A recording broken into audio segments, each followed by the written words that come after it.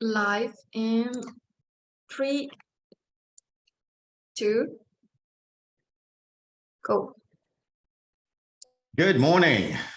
If you're listening today, you must be in business for yourself, or you're considering being in business for yourself, or you've been in business for a long, long time. This episode is for you. I have with me my very good friend, the expert on being unbusy, Miss Andrea Vélez, who will work and have a conversation with us today inside of this question. What are the 5 things that business owners should not do alone to be successful?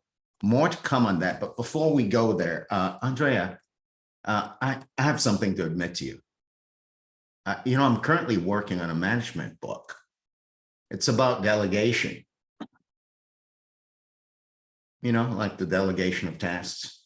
But I can't talk anything about it yet because my secretary is working on it, and my secretary is waiting on my intern to tell her how things are going. And at some point in time, I'll know something. Yes. I see where you're going with this.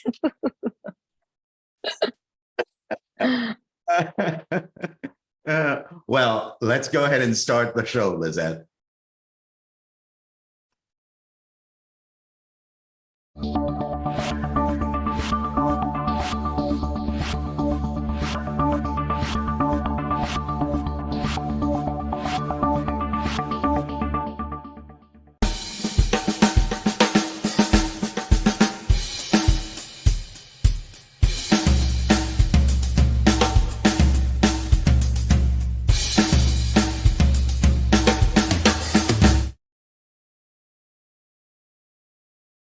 Let us ground ourselves right here, right now, in this present moment, beginning with my very good friend, whose name I don't know because she's on her iPhone.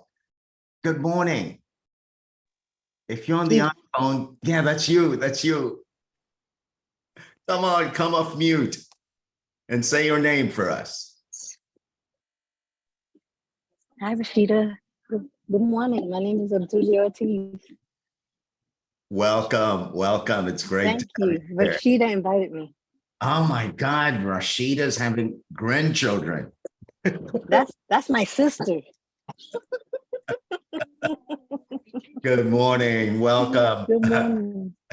Rashida, what time is it and where are you? Sir, the time is right now, and I am right with my family, my daily huddle. You are right here, and the time is now. And Andrea, this subject is so compelling. I want to jump right into it with the next question to you. I'm asking you, how are you? And who are you? And to the answer, who are you? I request that you respond with your new title. So how are you? Sorel, I am the way I say I am. And today I'm productive. Awesome. That's the way I say I am. And who are you? Yeah, who I am. Well, I'm a whole person right now, acting as a business coach. I am a COOS. A COOS. Yeah. Chief of other stuff you should not be taking care of. So I will help you with your business as a business owner, as an entrepreneur, and the title, because you know how much embellishes the chief of something for your business. So if you're the CEO, I could be your COOS, which is chief of other stuff you should not be taking care of. Yeah, that's a compelling title, Andrea. And I say that because I want each of you to pause right now and think of all the stuff that you're actually taking care of for your business. And perhaps you shouldn't be taking care of them alone. So today's question is 5 things that business owners should not do alone to succeed. So you may be wondering, inside of Andrea's title, chief of all the stuff you shouldn't be taking care of, what are some of the things you're taking care of right now alone that you shouldn't be? Now, Andrea is going to share 5 with you. It's not exclusively these 5. Our intention is really to open Pandora's box with you so that you begin to look at your own behavior inside your own business and begin to free yourself up, to give yourself the freedom and the privilege to actually take some of those things off your plate. So we'll look at those things first, and then Andrea and I are going to guide the conversation to begin exploring the impact of doing those things alone when you do them. So, chief of all the stuff that you shouldn't be doing, Andrea Vija, share with us 5 or more of those things that people shouldn't do alone when they're in business to succeed. Yeah, thank you, Sorel, and the time. And you know that many business owners like us, or people who you know, are trying to spend their time doing everything all at once. By doing that, their businesses may suffer. So the idea of this discussion is not for you to feel judged or to feel like you're doing something that is incorrect in your business. Everything that we're doing as solopreneurs and small business owners is what we need to do at the time that we're doing it, right? So this is coming from a place of acceptance. We've been there, we have done it, and there are some ideas for you in the process of in moving ahead with your business. Absolutely, right? Andrea. So, you're opening it up that way, and I want to take a moment and pause, celebrate solopreneurs, exactly, celebrate entrepreneurs, celebrate business owners, because it is, like an entire economy is built and founded on the foundation that you create with the work that you do. So I join with Andrea in celebrating everything you're doing. Our purpose this morning is to open a crack into a world where you get to be more effective by having Andrea or someone like Andrea do the things you shouldn't be taking care of. So 5 things. Let's roll with it. So let's roll. And the way that we're going to group this discussion when Sorel and I were preparing for is that we're going to create 5 large areas, and then we're going to talk about them, and you can actually start writing them down because those are more like trigger for you to start thinking about it.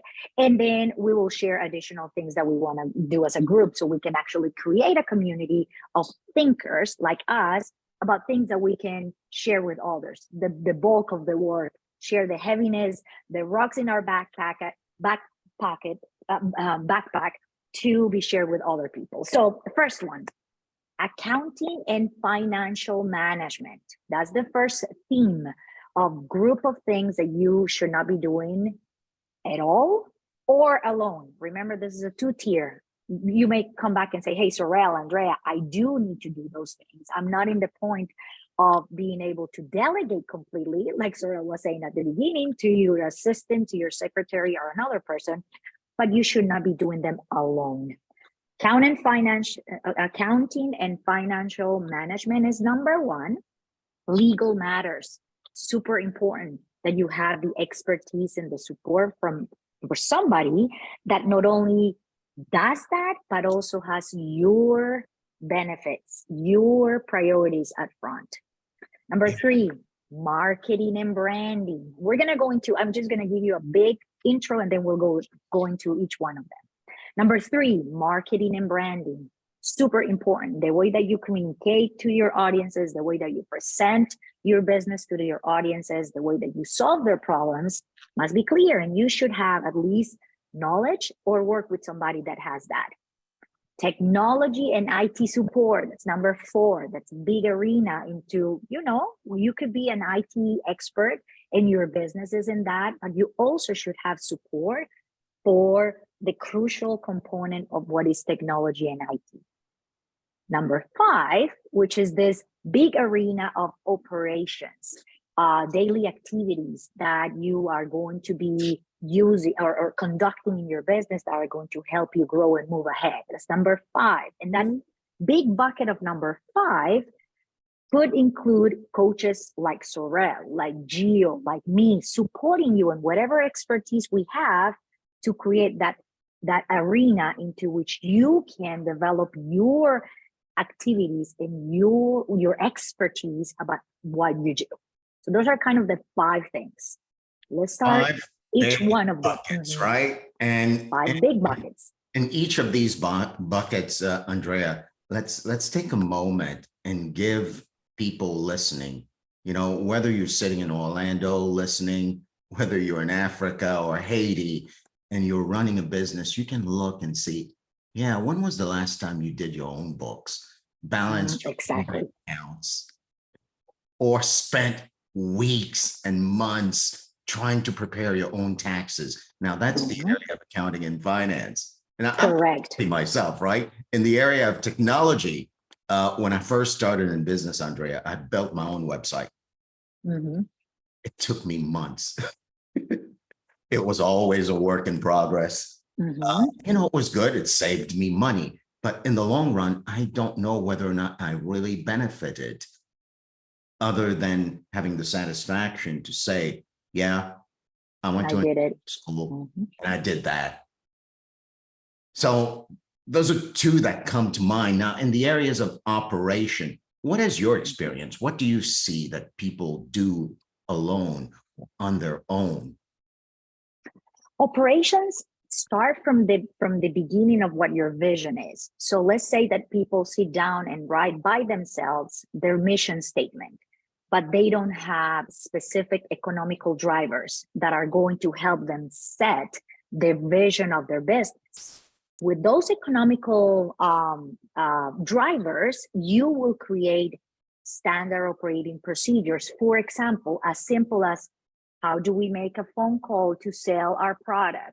If you were to hire somebody else in the future, it will be much easier if you have already all your thoughts that are in your brain, the way that you operate, into a piece of paper that you can give to somebody.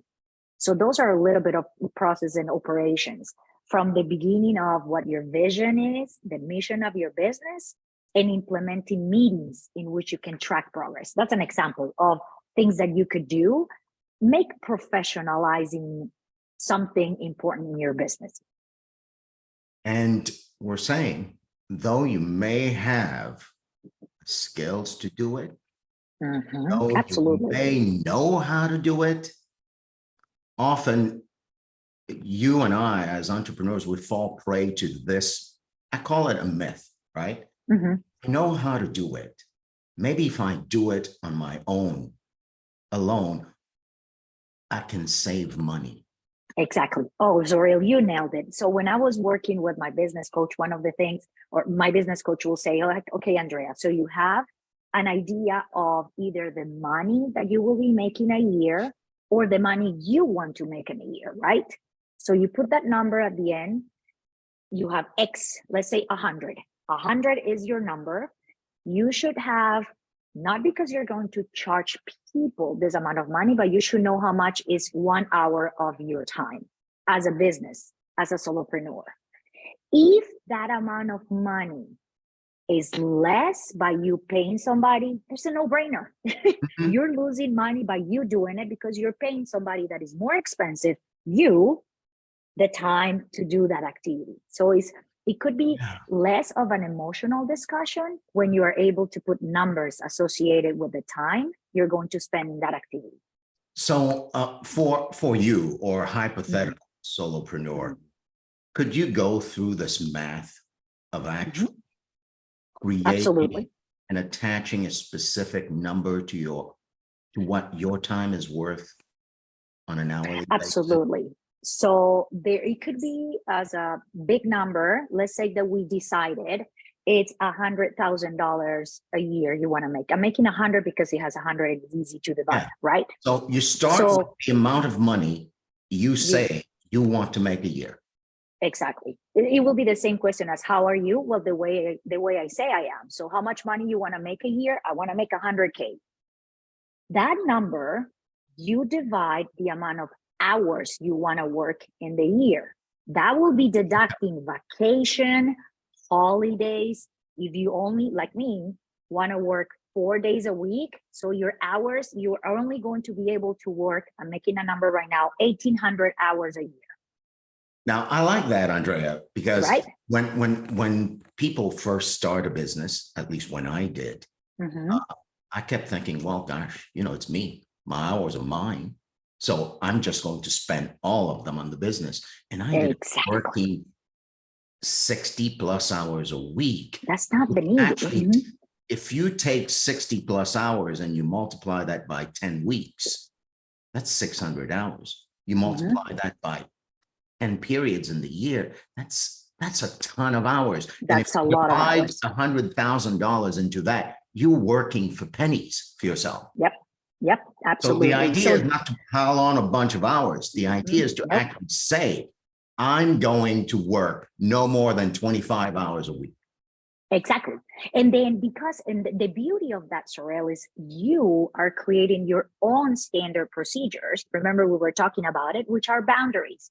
We work from Monday to Thursday, or we work Monday, Wednesday, and Saturday, 7 hours a day, and you put those hours of the amount of total hours in the year you want to work. So after you do that math, let's say your beautiful number is $180 an hour.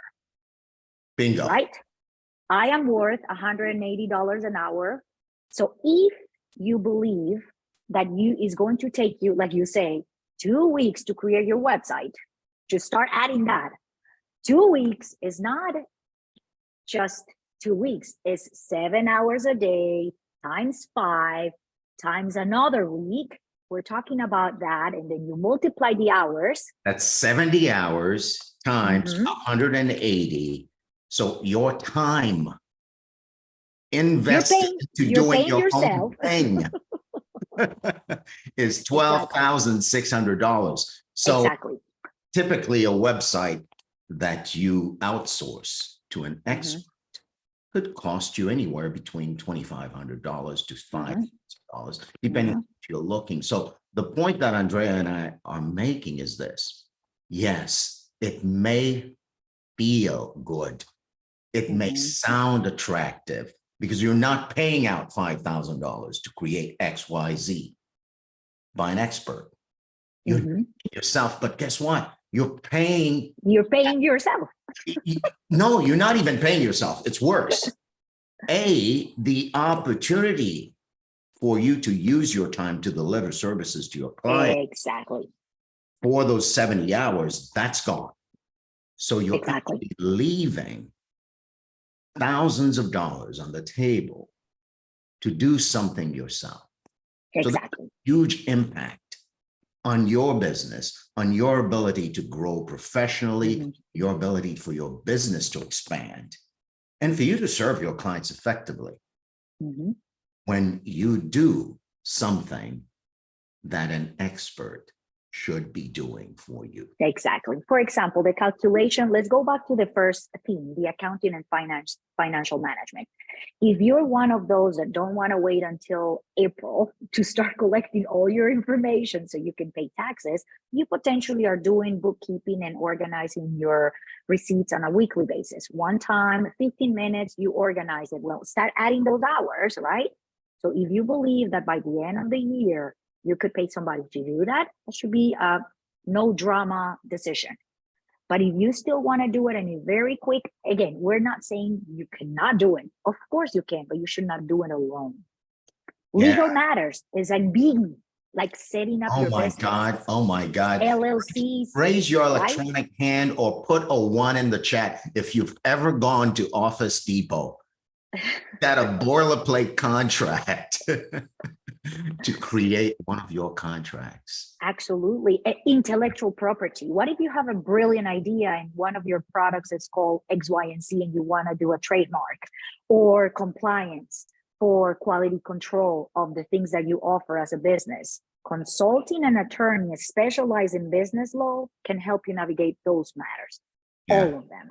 Absolutely. So, Andrea, let's open it up to have a Mhm. conversation. So, what the Daily Huddle offers as a platform and as an ecosystem is this. For every one of the buckets that Andrea opened up with us this morning, the Daily Huddle family has a resident expert or several resident experts in that arena. So today's conversation is an open invitation to lean on each other and to help that ecosystem we've created expand and grow by using each other's services.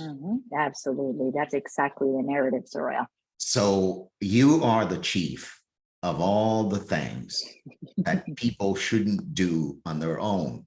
So the first invitation is to consult with Andrea and say, you know, Andrea, I've been thinking about doing my own operating procedures at $180 an hour for my time, and it's going to take me 900 hours because I'm going to do it over 3 years. A, I'm never going to get to it. B, it's going to cost me a ton of money in terms of my opportunity time. And C, the quality of the work, the quality of the final deliverable that an expert who does this day in and day out can deliver to you, believe me, is way beyond what you can do by yourself. And I'm not knocking your abilities. I'm just saying you cannot run your business and do all that work at the same time and do it effectively. So let's open it up. Questions, comments, what do you want to say? Yeah, but anything and everything.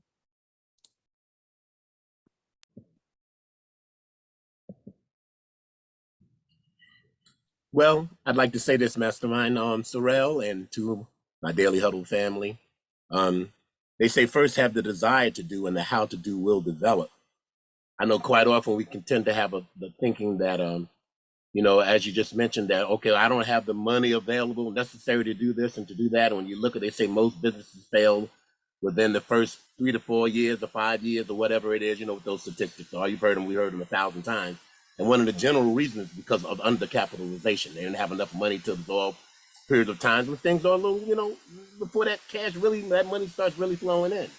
So people can tend to get the, you know, they can be faced with real challenges. Say, well, I don't have this money in my budget to do that. I don't have my money to, you know, money to do that. You know, I know I need someone to do this and to do that, but it is very, very important. I found that to cast that vision so strongly by writing things down, even if it isn't a formal business plan initially to start, that you write down the things that you know you need to accomplish, because wrapping our minds really around what it is we need to do, as Andrea said, really helps us to cast the vision and start bringing that mental energy there to even draw the people to us that can help us with these projects. And sometimes if we even have to borrow money, sometimes it is actually cheaper than what it would cost us when you think about what it would cost us if we put that dollar value on our time. Yep, absolutely. It doesn't seem like that right now because you're talking about a pool of money that you don't have in your hand, right? But sometimes, you know, when you look at it, you say, man, you know, it's worth it for me to get that money. Some way, you know, borrow it, do what I need to do to get that, because that will free me up to do the things to really cause that to drive. And I know that's something that I've been working on for a while. That's awesome. Stan, and if I may add something, which is a good idea, is either find the means to get that money. The other two ideas that I have experienced with some of the people that I help with are you trade services. For example, hey, I will coach you and you will provide whatever service you have as a motivational, like for you, Stan, and you will trade services. So technically you're not investing directly money. I'm paying you this, I'm sending you a check, but you're investing in a mutual benefit. So that's another solution. And the third one is finding people that actually get, if you don't have truly the money and you're struggling to launch your business, there are people like me. For example, since I don't try not to work on Fridays, I offer free coaching on Fridays. That's my free day. I give my time for people that are making less than 50 grand. So you should also do research about people organizations. Small business administration has a lot of tools necessary for people that don't have the means. So that would be another idea. Either find the money, trade services with that person that you want the services with, or find organizations or people or that will do the coaching or the help for free. Those are the additional things. Love that, Andrea. And Yeah. the one thing I want to add to that, we're inviting you to step into a new mindset. The mindset being, as a business owner, I vow to not do the things that are not the core, part of the core services I'm offering, to not do those things alone. So if you begin there, then your brain will think differently and you'll get really creative at not doing it alone. However, if you begin with the mindset, gosh, I don't have the money and I'm going to save the money, guess what? You condemn yourself to actually doing it alone. So just a slight shift in the mindset to go the direction of being really creative, of keeping your vow not to do it alone. Dr. Chase Steele Gray, what you gonna say? Admiral Keaton. Hello, Andrea. Always a pleasure to see you. Thank you so much for your clear and concise information. It's always great. My question is, for you, Andrea, as someone who is taking on these things, and I'm definitely guilty of wanting to take care of a lot of things on my own, being in the music business, but how has technology changed how you are doing things for other people, or the people who want to do it on their own, because technology has started to take care of a lot of things?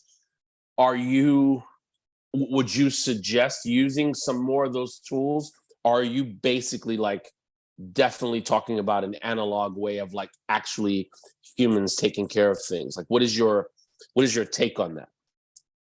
Thank you for that. So the mentality right now of pushing away technology will be limiting for you to, as a business owner. For example, let's start using ChatGPT or artificial intelligence. People are scared about it. The ideal scenario will be that you still have a human interaction. You will use the tool for example, music or creative. Hey, I wrote the following lyrics. Triple check ChatGPT that I am truly communicating what I want to do. But the beauty of it is there still has to be a human component. I'm only using artificial intelligence, but for example, project management tools. You will not like ClickUp or Asana or Monday. The technology is there. You should use it as particularly solopreneur. The human part of it is what you can potentially delegate so somebody does it for you and then creates all those automatizations, or you invest the time to do so. So long answer to say, we all should be using technology for our advantage. The way that we create products for our clients to solve their problems, we always should be doing it. Right. The human aspect of it could come from you as the business owner, or hiring somebody that has the expertise to do so and create the system. Like I remember Sorrel, and we were talking with Gio using Keep. They have this beautiful CRM tool that can create paths for you, but you have the human aspect of it that does all the strategic planning and implementation. So I hope that helps. No, I definitely, I'm glad you said that, because just quickly, and then I'm done. I use something called Gig Salad. It's a place where musicians have a platform, you know about it. So last week I got a call from somebody, hey, I want to book you. I'm going to put the deposit money in, blah, blah, blah, blah. And my trepidation is I have to feel this person. I have to know who they are. So I called them and we spoke, and we're meeting in a couple of days to look at the venue. But that's a great example of how the technology brought me this person. paid me or Absolutely. is paying me, and then we go forward. So I just want to know how you felt about that. But thank you. I appreciate Yes, it. absolutely. Awesome. Well, time flies on the Daily Huddle. It's already 9:30, and Andrea, I'll give you the first pass at saying one last thing on the subject. You know, there you are driving in your car and you go, oh my God, I wish I said that. Say that now. In addition to the loneliness sometimes that we feel as solopreneurs, there is always a positive attitude that we all need to have about our future. So the phrase that I like using is, and I'm going to read it, a positive attitude may not solve all your problems, but it will annoy enough people to make it worth the effort. So in addition of not working alone, have a positive attitude.